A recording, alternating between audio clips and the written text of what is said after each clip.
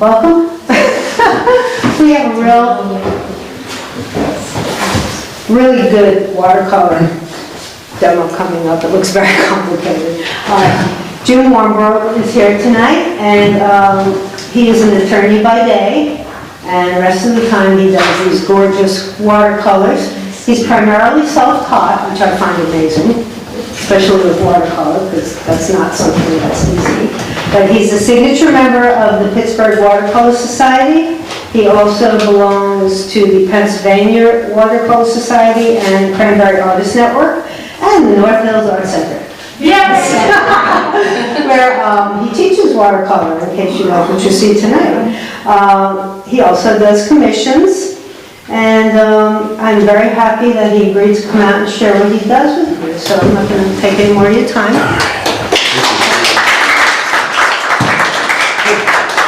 Thank you very much for having me. I'm very excited to be in front of the group tonight and to paint for you. I hope at the end of the night you're as excited about it as I am. Just a little bit about myself. I am primarily self-taught, although I took some classes through the community college with Joe Iser. I don't know if anybody here goes back that far.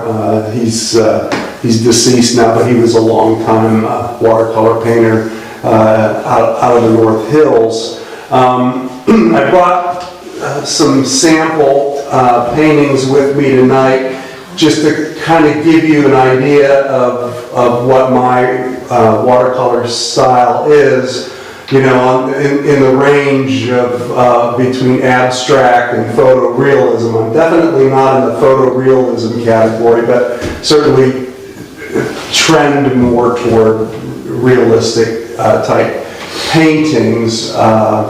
So right now I have a painting in the Pittsburgh Watercolor Society's Aqueous Open, which is going on right now way out in Lake Trobe. I think in your newsletter it's a painting of a saxophone player, so it was included. While I'm painting tonight, I'm very happy to have this be an interactive session. You don't have to hold questions. Please feel free to shout out questions, comments, criticisms. When I'm teaching my class at North Hills Art Center, it's no holds barred. So you know, please feel free to do that. Can I move this up a little bit, Jim? Oh, yeah. Is that okay? You can put that wherever you want. Okay. Yeah, wherever you want to go. All right, very good. You never know where you're going to find inspiration for a painting.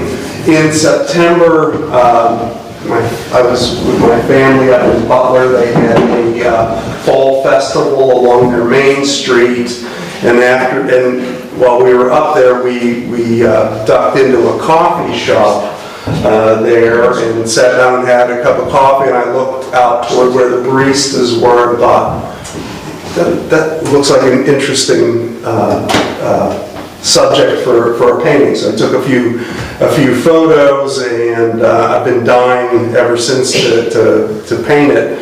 As far as, you know, just to talk about the preparation a little bit, one of the things that I liked about this coffee shop is in an old building, and I really liked all the light fixtures and how that looked with the old walls.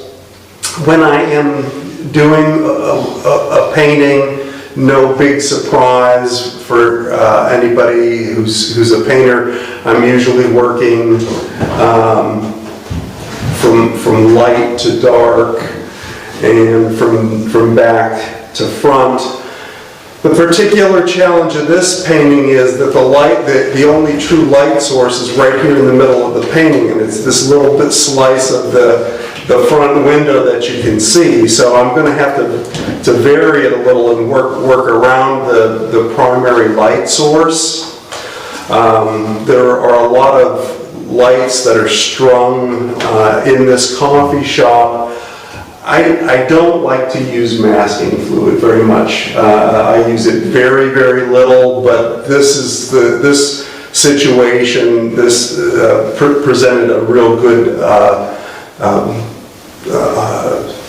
excuse to use it. I could have actually used it on the lights themselves rather than painting around it, but I'm going to try to stay true to form here and paint around the lights.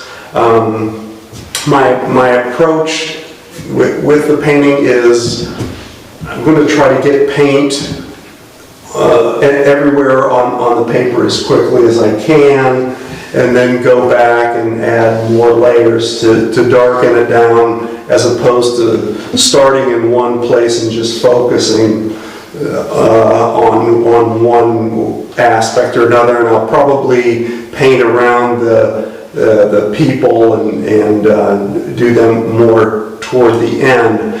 I'm using this is a 16 by 20 arches, 140 pound cold press paper, and it's on a block so that I didn't have to tape it. So without further ado, I'm going to get a wash going here. I'm going to try to do a couple of things at once, which is never good. I have a question. Go ahead. Do you normally work vertical, or is it just for demonstration purposes? Yeah, I don't usually work vertical. At my home studio, I have a drafting table, and I'm usually working at probably less than a 45-degree angle. So that I'll try not to use that as an excuse tonight, but thank you for setting that up for me. All right.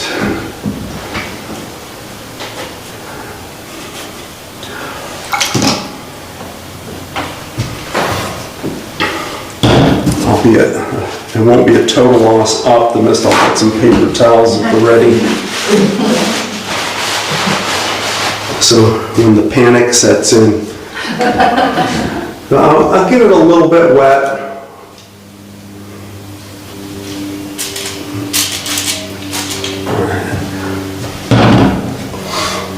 So on the ceiling above these lights, there is some light reflection. So I'm going to put some of that reflected light in first and see how that works. Are you working from a reference, or?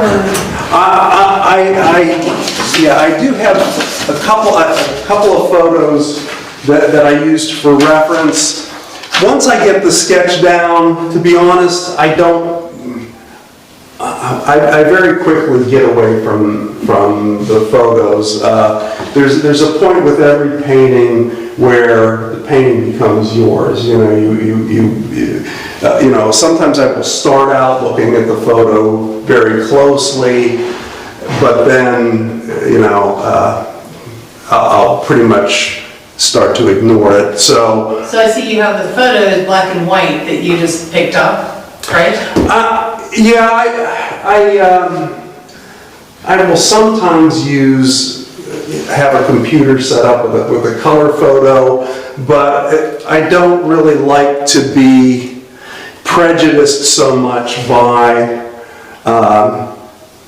the colors that are in the photo. So again, it's something that I just get away from usually pretty quickly. So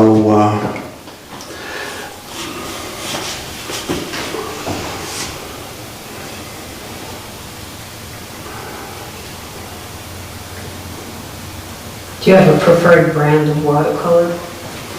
I prefer the ones that are usually less expensive. I am not real loyal to any particular brand, as long as they're professional grade watercolor paints.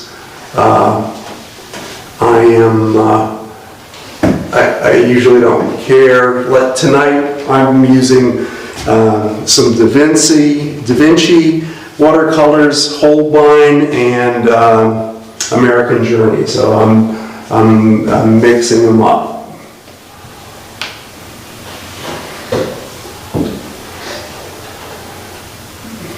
Of course, for the larger spaces that I'm trying to cover, I'm usually I would try to use as big a brush as I can get away with.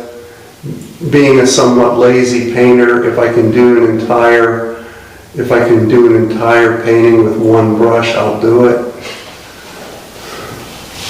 So you just squirted your paper, but did you like smear the water all over it, or No, I just put a little. It's mostly, yeah, it's pretty dry, particularly since I'm working at this angle. I'm a little bit afraid to go too heavy with a lot of water for fear that it's just going to all cascade down on my feet.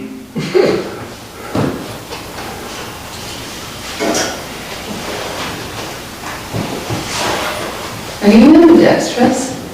I'm left-hand dominant, but yeah, there it goes. But I do paint with either hand just because to work quickly and so that I don't have to twist my whole body around, I will I'll alternate between left and right. We could put the easel on the other side. No, this is fine. This is fine. Actually, at home, just the way my studio is set up, I usually have my paint on the right hand, and I'm predominantly left-handed. So at least this makes more sense.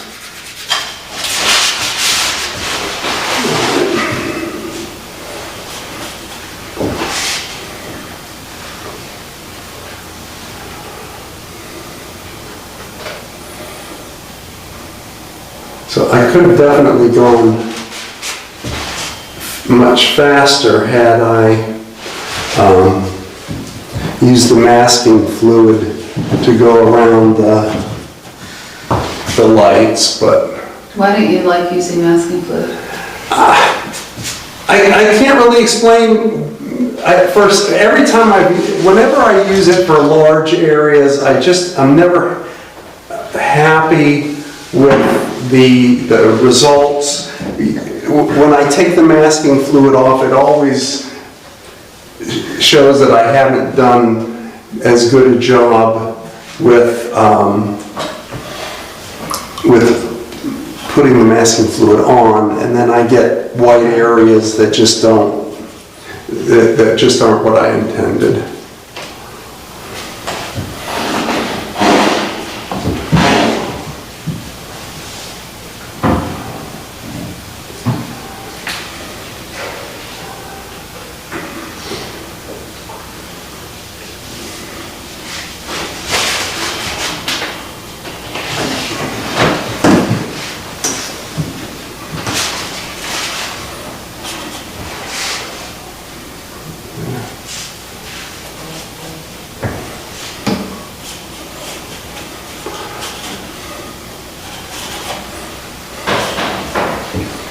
So I don't want this to dry too quickly, so I'm going to go back over it and hope I don't get it too muddy.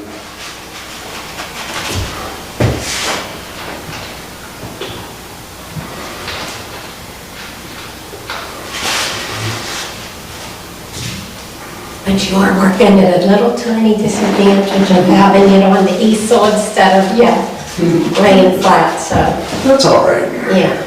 So, It's good to challenge yourself. Right? go home and say, boy, that damn diesel was just... It's all good, but. When you have your classes and you do this, do you do I'm work usually, like this, or? I usually work on a table with a board elevated, and the class just circles around.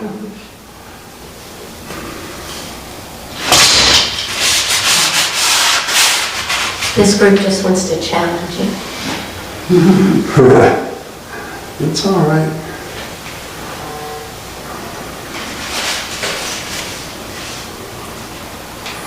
Once I get it painted around the Yeah, that's the the tricky. lights, then Yeah. it'll all be downhill from there, right?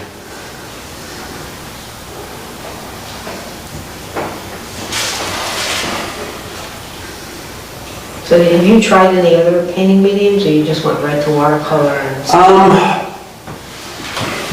I don't remember exactly why it was, I saw some watercolors paintings and decided, and just really liked them.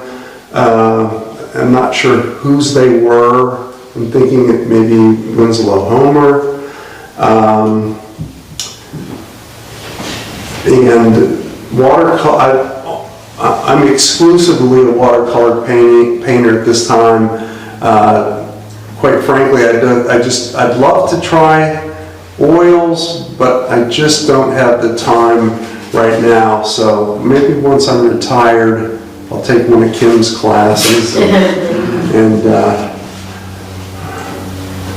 I notice on the paintings that you have here, you mount them, I don't know what the right word is. They're not, the mat isn't on top of the painting is on top of the board. What's the word for that? It's not, it's just. See here, the painting is mounted, God bless you, you're so neat. I didn't even notice that. Yeah. because I use what the watercolor blocks a lot, I can paint to the edge of the paper. So consequently, I don't really want to cover up any of the painting if I don't have to. It's very neat and nice. It's a nice change. I saw someone else mat and frame that way and liked the way it looked, so.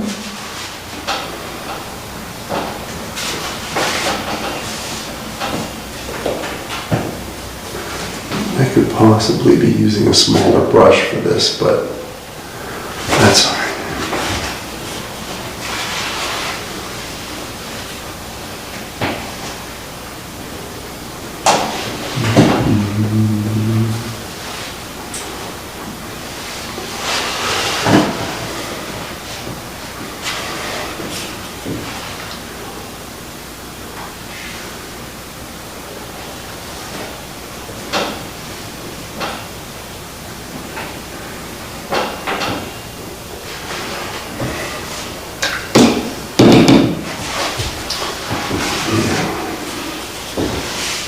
Do you usually do them in one sitting, or do you go back and finish them? A lot of it just depends on how much time. I really like to paint and complete a painting in one sitting, or I find that I'm usually happier with the results of my painting if I do them fast and all at one time. I end up painting looser, and I just like the results better than when I am being really careful. So sometimes I just don't have the time or the energy to complete one at one point, or sometimes I just need to do a painting where I've got to let parts of it dry, and I'll walk away from it and then come back to it.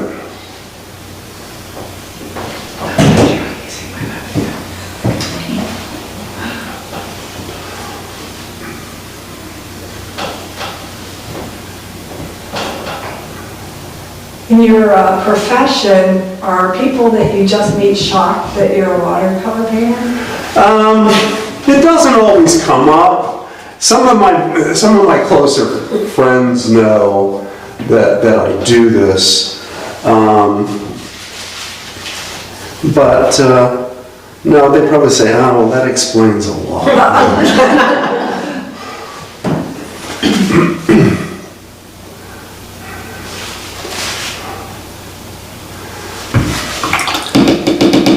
And like I tell everybody, I'm a crummy golfer, so I had to find something to do.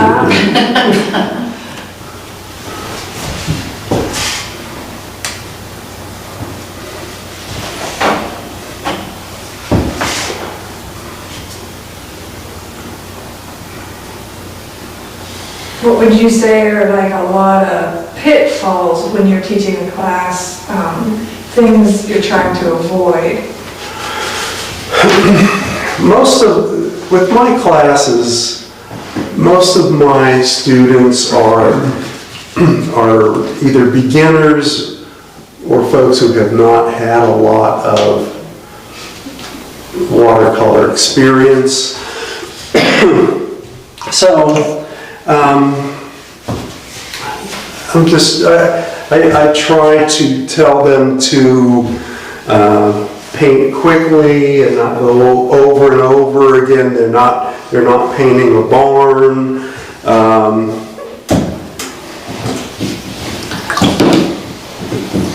Emphasize that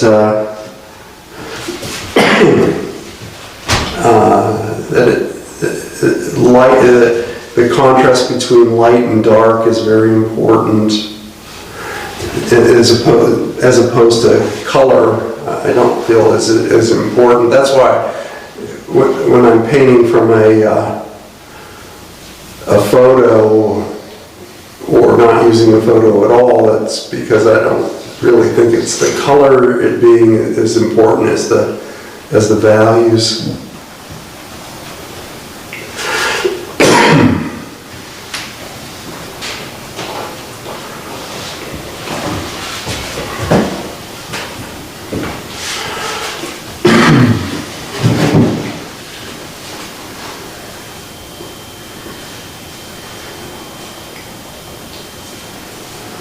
How much of an impact is the closing of Cheap Joe's For me, affect you? it's big because I have been a regular customer of Cheap Joe's for a long time. So I really need to change my approach to purchasing materials. I was telling Kim that even though I'm using arches tonight, when I'm working smaller, probably all of those paintings are done on Kilimanjaro, 140 pound that I got from Cheap Joe's. So when I knew that Cheap Joe's was getting ready to close, went out and bought a fairly good amount of it. Yeah, as far as I am not at a point where I need to purchase a lot of materials right now because I'm pretty well set, but I'm going to need to do that certainly before too long.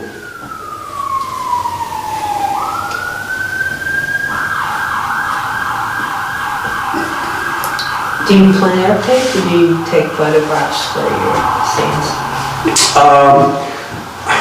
I would love to do plein air, but again, it's mostly a time thing. Those are all, I believe, from photographs that I've taken.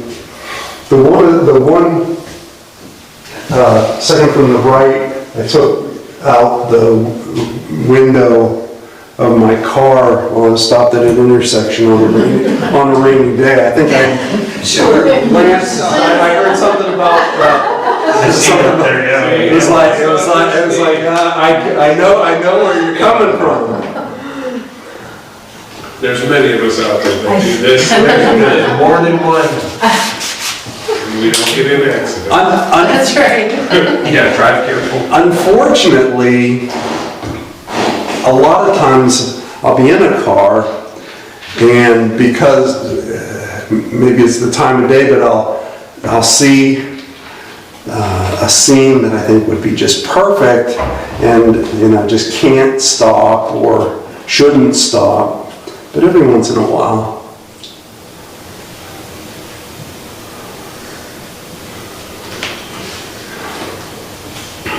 I was crossing the Swickley Bridge once and saw a beautiful scene, but there was a car behind me and stopped. So I went all the way across, then I came all the way back, and then I waited until there were no cars, and then I went back and stopped and took a picture, painted it, and ended up selling it. So it was just the way the sun was hitting, but yeah, I made that happen. It was worth the effort.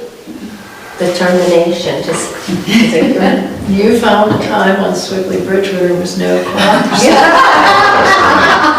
I know. That was shocking. Strange, right?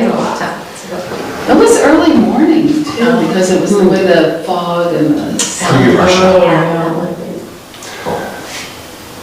A neighbor of mine worked for WPXI and commissioned me to do a painting of that building, which sits up off 279 North. And it's hard to get close enough to take a really good photograph of that, just the way it's situated. And I ended up parking across 279 and went into some vacant lot and was taking photos. And when I came back, somebody had stopped and asked me if I was okay. And so what you do for your art.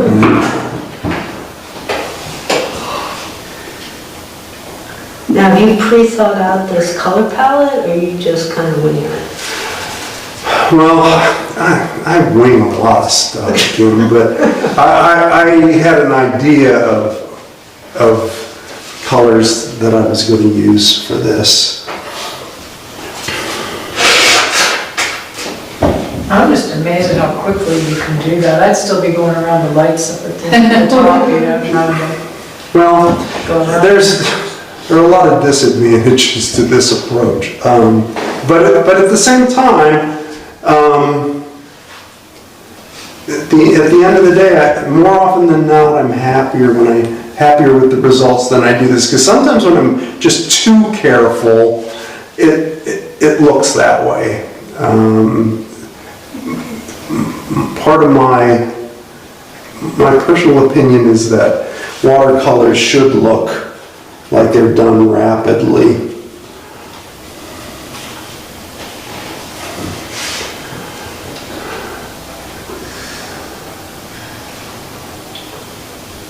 That right there is an eye-opening statement actually that I'm taking with me because I feel like I torture her. And you say, like going over areas I already touched, and this is a great demo. Particularly if I'm doing a commission work, I feel like, I gotta be real careful. And I'll start out really slow, and then it just gets to the point where I'm never gonna get this painting done if I don't start moving it a little bit, and then it flows a little better. You ever do different versions of the same photo? Yeah, there are some paintings that I've done that either I like them so much that I want to do them again, or I was so unhappy with the results the first time that I'll do them over again. And then I've had, particularly among family members, of course, most of my paintings are concentrated in family members' houses, and I'll do a painting and it'll go to somebody else, or it's a commission or something. I actually painted one painting. It was hanging in my daughter and son-in-law's house. And then somebody said they really liked the painting, and I took it off the wall and sold it to this person. And I still hear about that regularly. I had to come up with a lot of other paintings to make up for that. So I did that, I painted a painting 3 times once because so many people like that particular painting. And I wanted one for myself, so I sold 2, but I kept one. So, Did they all turn out similar? yeah, there's a TV, it was the mill down at Babcock Mill, you know? I did a couple times, I did that.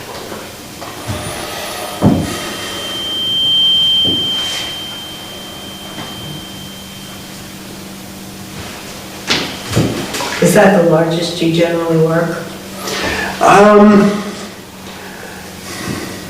sometimes I'll do larger. I have a whole bunch of frames in my basement that are really big, and then I thought, oh, you know, because I have my theory, and I don't think it's just my theory, but big sells and big wins awards at watercolor shows. So I have all these big frames, and my wife keeps telling me that I really need to Paint another picture. paint to the frame, she says, paint to the frame. I said, no, you know, it's like, you know, and then I think, well, if I'm gonna, I've got large paper, I mean, I've got full sheets, I could be doing them, but I think, boy, it's gotta be the right painting, it's gotta be a special painting if I'm gonna devote an entire sheet of watercolor paper to a painting.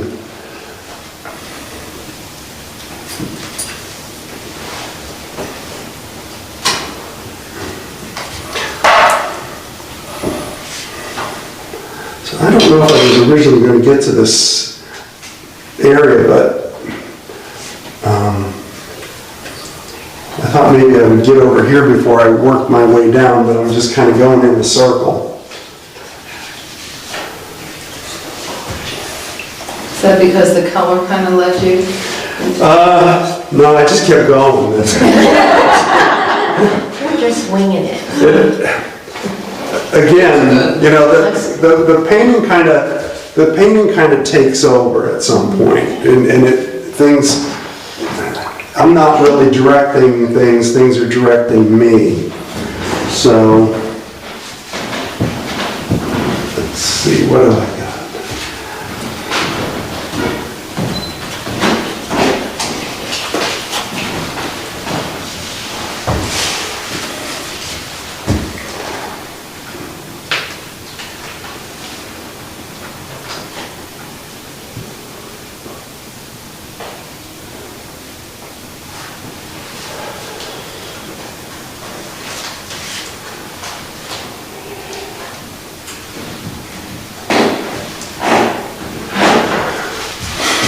Is that light? Yeah, that one's light.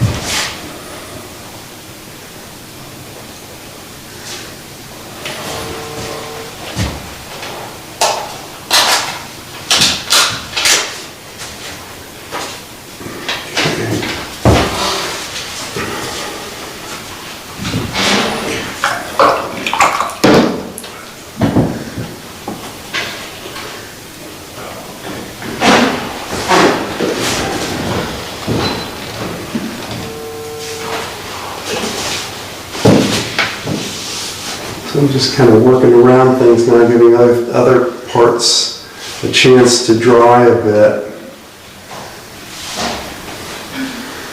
Yeah, what's that look like? Okay.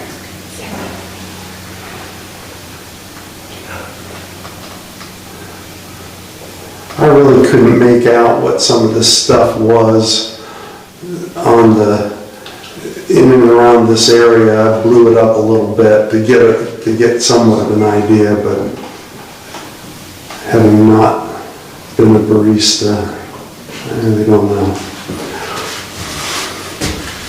So you're pretty much working on dry paper at this point? Yeah, pretty much. Definitely, yeah. Oh, over here, this is definitely dry paper.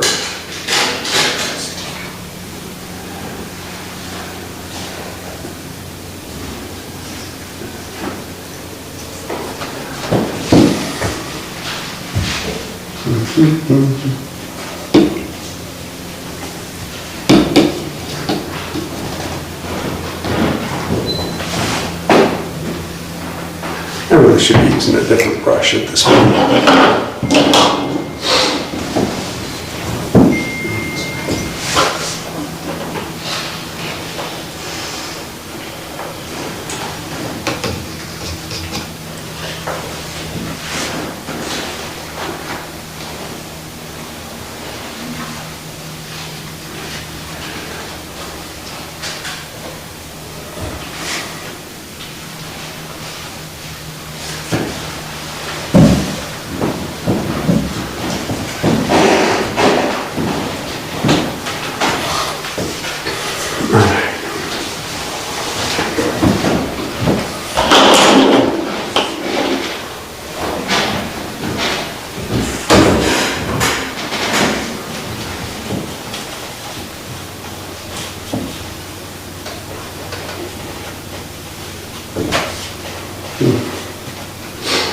I really like this old table that was here.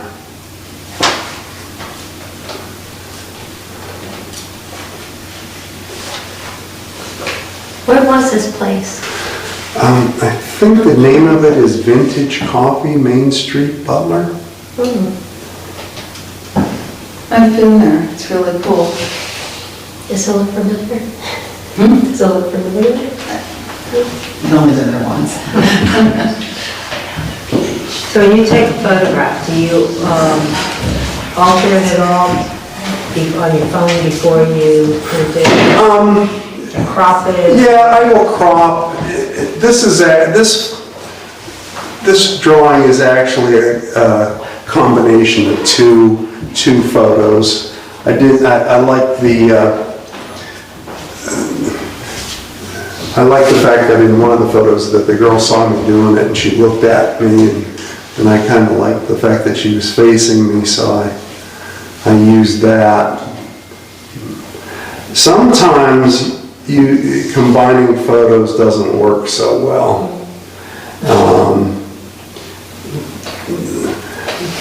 Particularly with perspective. I'm going to do this 1963 Chevy Impala. I really like the Impala with the wings in the back. I really want to do a painting of one of those. So I found some stock photos of car shows, because that's where you get them, you know. And I wanted to juxtapose that on a street scene in front of a restaurant in Louisiana, a photo my brother had taken. And oh man, and not only was I in love with this car and the idea of doing this, but I did it on a full sheet of arches.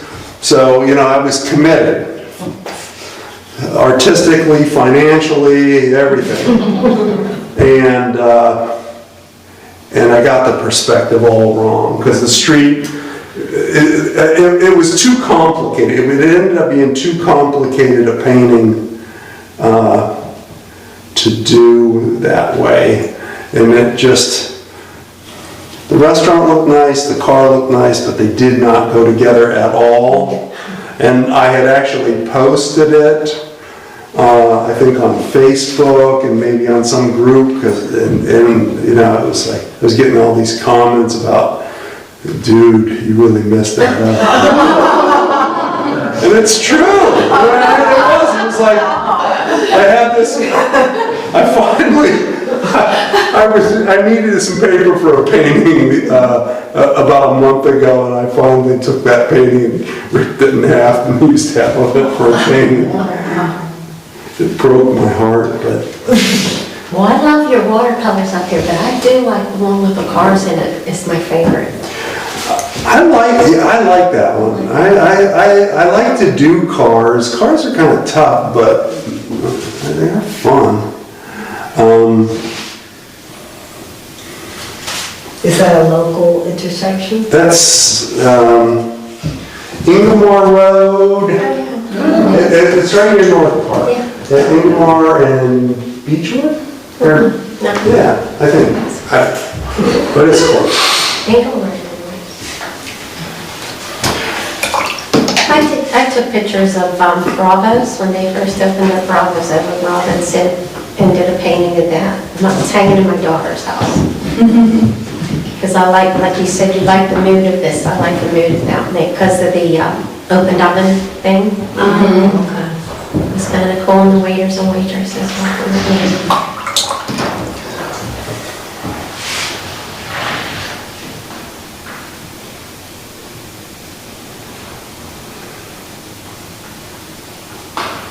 So you basically block everything in and then go back and add the detail and layers? Usually, yeah, because I think there's a real danger to just focusing on one part of the painting at a time, because if say for a landscape, you go in and you put all this detail into a tree or a house or something, then you're committed to being consistent throughout the rest of your painting.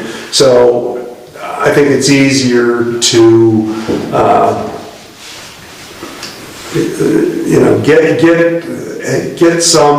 get paint on the paper everywhere where you're planning to do it, and then go in and change the values and add details at the end.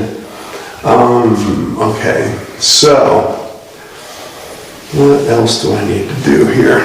How am I doing on time? Am I okay? You're good. Okay.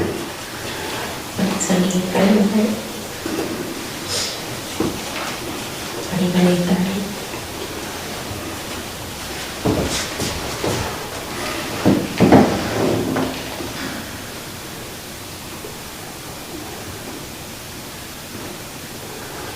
Have to go with a different brush in there to finish that.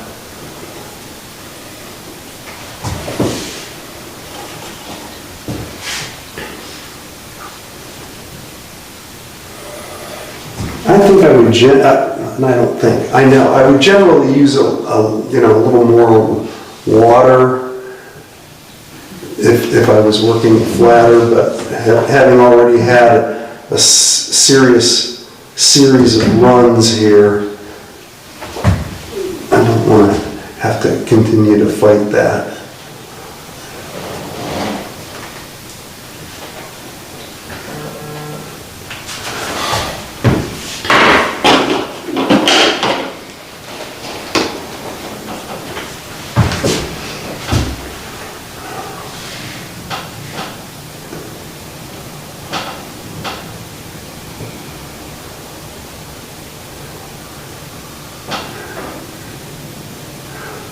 One of the things that I tell my students is,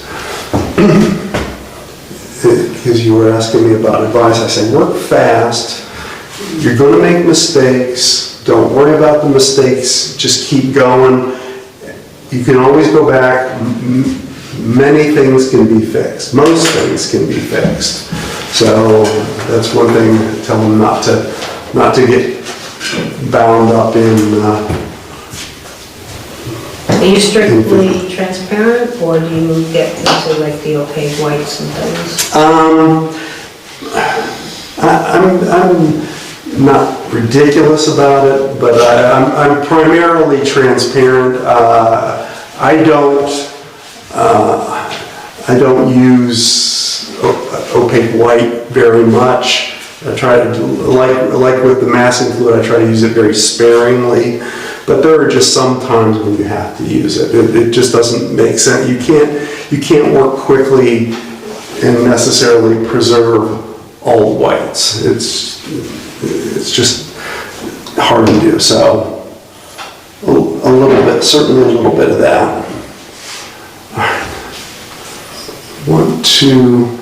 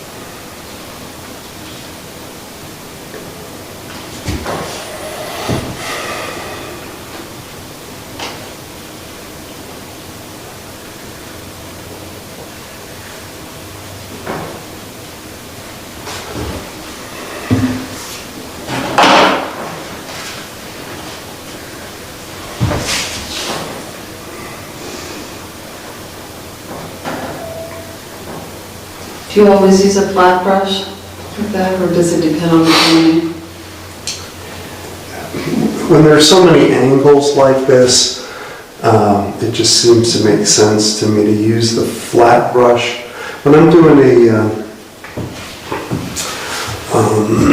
landscape, generally I won't use a flat brush nearly as much. I've got this synthetic brush that holds a ton of paint that I love to use when I'm doing a landscape, but so far it just hasn't seemed like that's something that I can do with this one. Too many angles. Can you talk a little bit about the color palette that you're using? Primarily to get the colors on the ceiling and the walls, I'm using a combination of raw sienna and ultraviolet.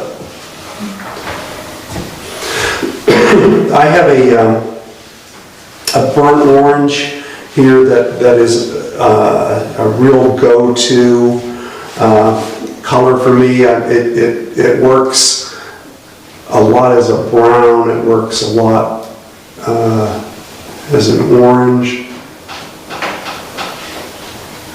and it mixes well. So I use that a lot. I've been using, the blues are cobalt blue.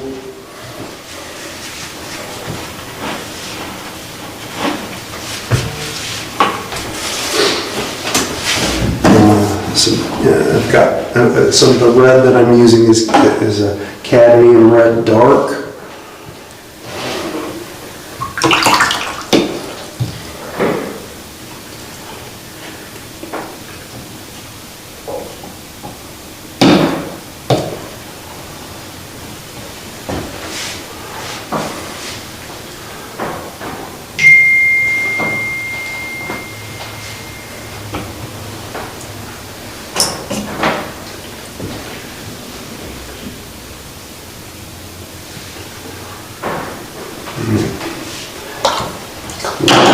Different brush.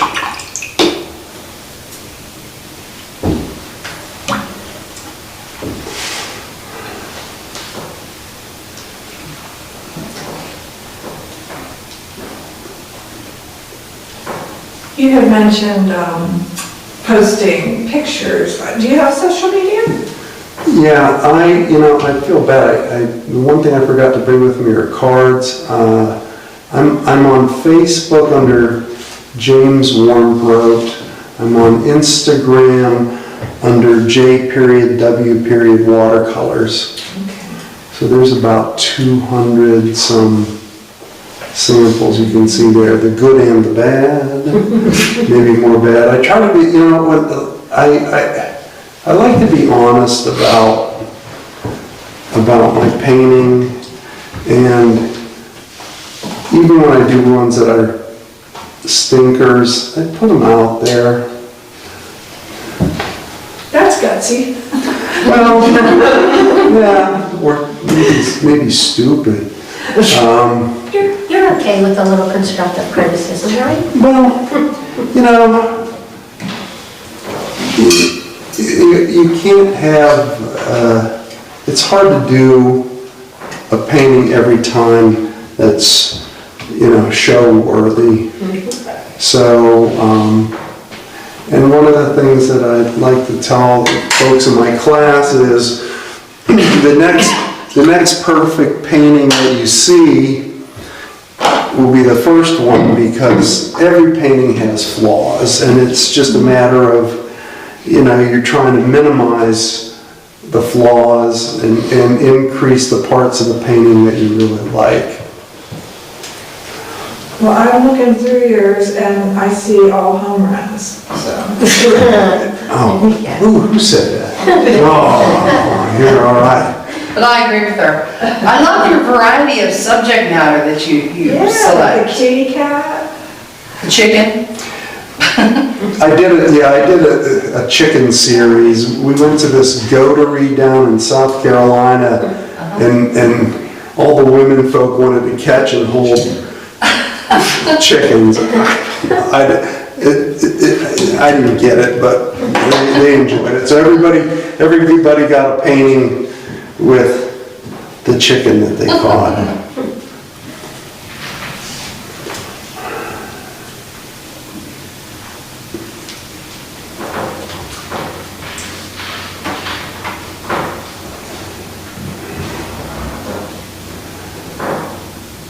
But yeah, there isn't any one particular thing that I like to do better than others. I'm enjoying more and more having figures in my paintings.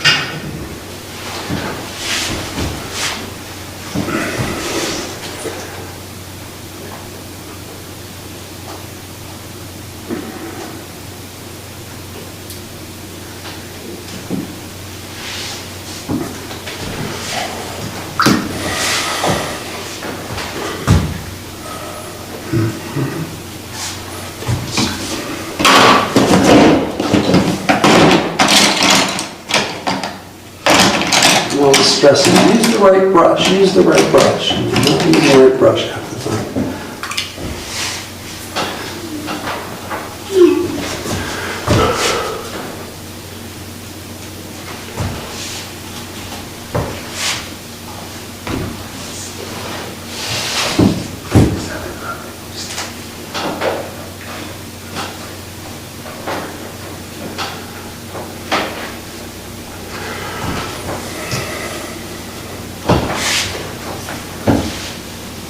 You're at 8:30 now, Jim. Just, Okay, I'm happy to keep you going. I appreciate that. So it was a big task to take on. I can't believe There, it's really you've nice. gotten this Yeah. far. Honestly, that was such an intense drawing. Now, will you Yeah. finish this painting? Yeah, you're not going home, though, no?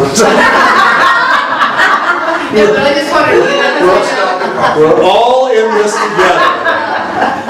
Yeah, I will. Dismissed. I would, I mean, I would love it if you would send us, you know, a Yeah. photo of the finish. How she turns out. Yeah, I can do that. What I will do right now is try to do a little bit with the figures, just to kind of show you that. yeah, I'm not approach. rushing you now. No, it's, I know most people, they'll do a demo, and sometimes they finish it, and other times, you know, they, we never get to see the end of it. we got it. But I'd say you're invested in this one with all this detail, so. Yeah, I'll certainly try to rescue it.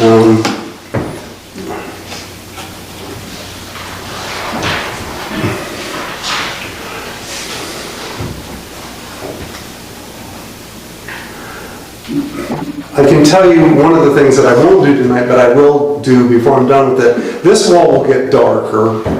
I'm going to probably try to get this a little darker up here and try to get a little more consistent wash. Now that I have some color there, I think it'll be easier to do. That's an area I would struggle with, is like going back over top of something I did and like making it even worse. Like with texture or not having a nice blend, or being okay with things that aren't blended. I think if you are, if you allow things to dry. Now, I mean, I could see that I was having some harder edges up here than I wanted to during the first one. I like it too. Well, it's an old building, that would be what I said, well, it's an old building, Yeah. that's just the way the paint looks. But you could But after it dries, certainly I can go over with another wash, and some of those hard edges will be less apparent. I'm not bothered by the hard edges really all that much myself, but I just, I would like a little bit darker value there, because again, I want the contrast with the lights. So for Now, that when you would reason. go back into that, would you just go back in using the brush, or would you spray it again and wet it? I would probably spot wet it, Okay. because that, quite frankly, that was part of the problem in doing this area while I was painting around the lights. It was drying too fast on me, and if I used more water, I was getting runs, and that was gonna be out of control too. So, yeah, I believe You lay it I down would. and then spray a little spot spray. I've got this little, this is from one of Yeah. one of my daughter's toy sets that I squandered with She's playing one day and all of a sudden she's like, where's the bottle? yeah, and that's great, because it's real fine mist, and you can control it more. This thing is just, Yeah. a blaster, and there's no control. Yeah.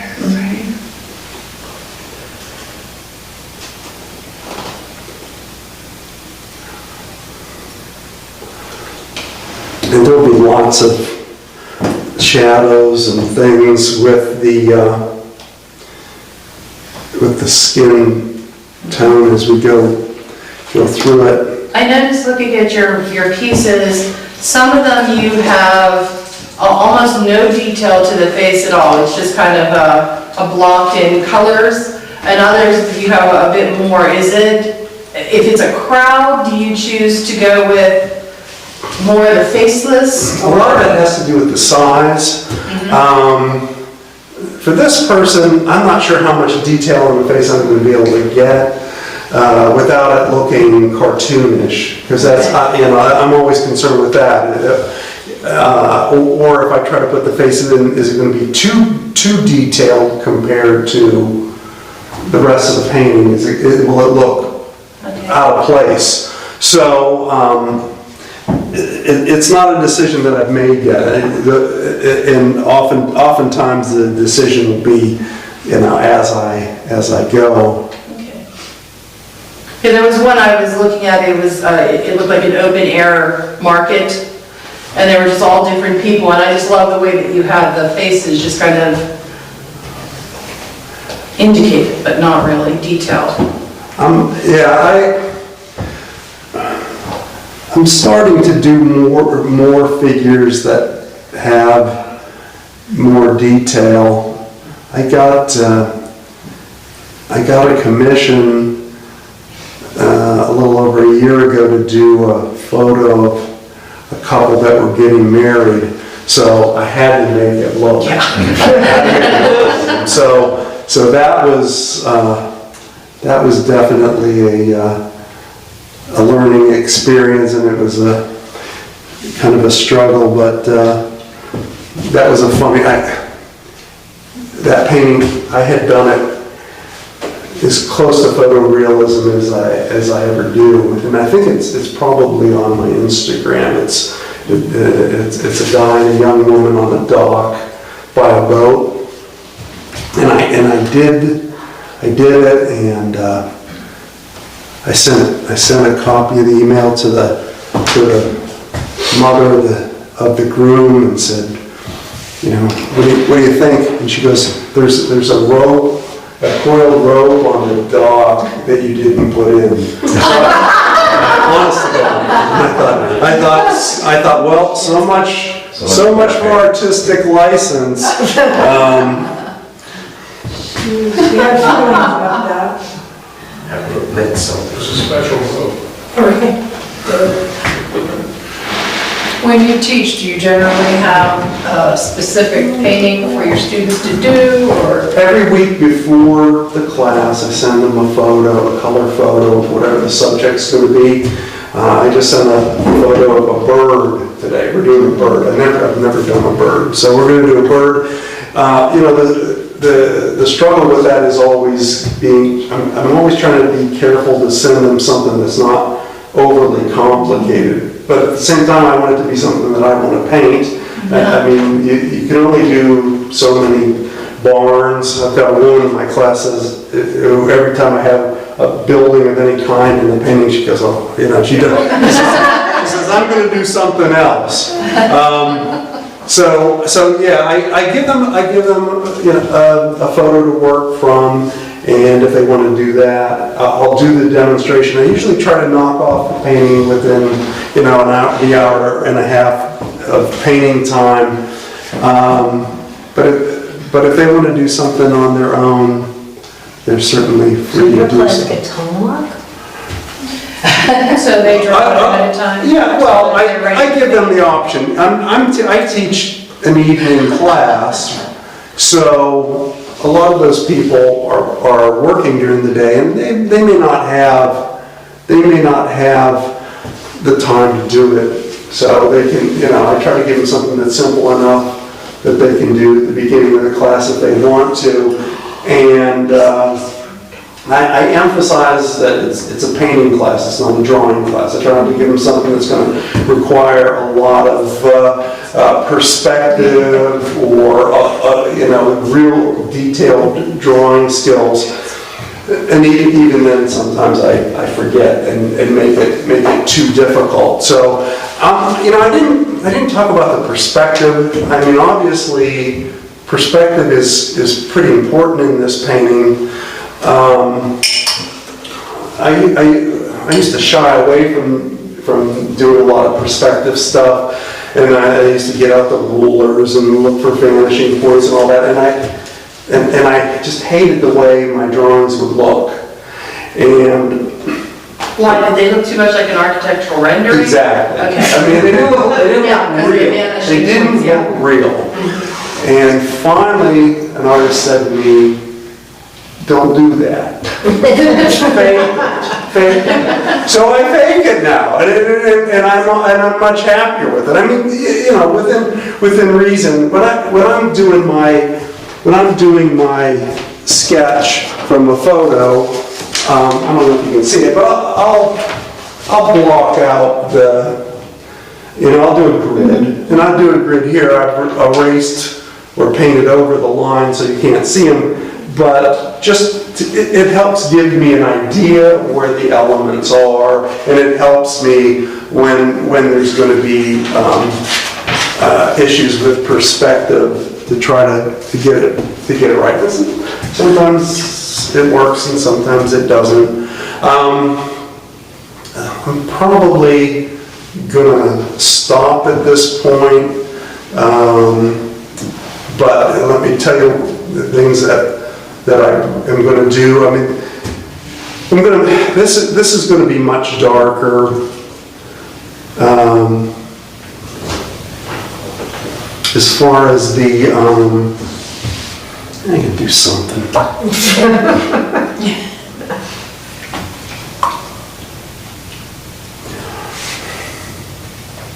I have the wrong brush again.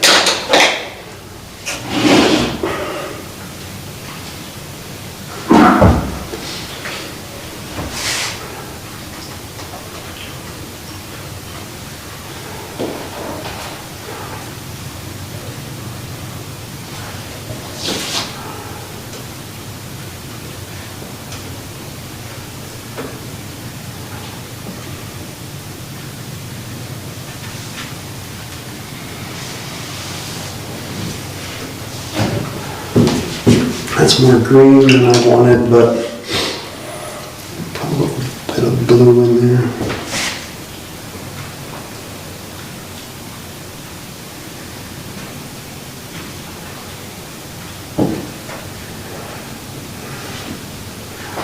How detailed do you get with your grid?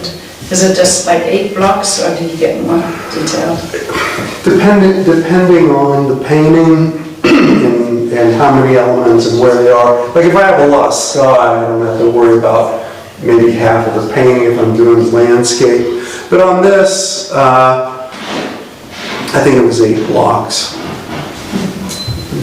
Generally, I don't like to get too carried away with it, but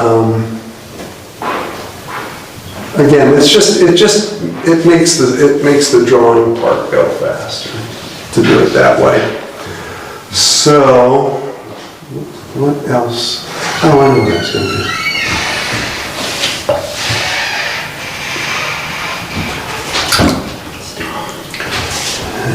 Not too many people feature empty plastic containers in the foreground paintings, but you know.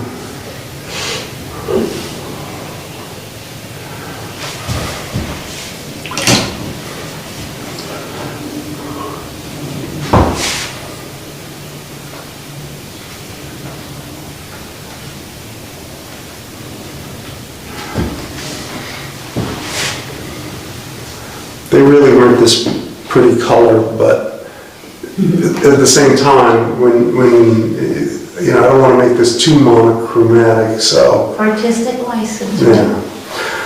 So anyhow, I think that's as far as I'm going to go with this. Any questions or any suggestions? I look forward to seeing it finished if you send us a... Yeah, I'll be glad to. Yeah, probably wasn't gonna go home tonight and jump right into it, but yeah, there's still a lot to do because there's not the amount of contrast. Like I said, this will be darker.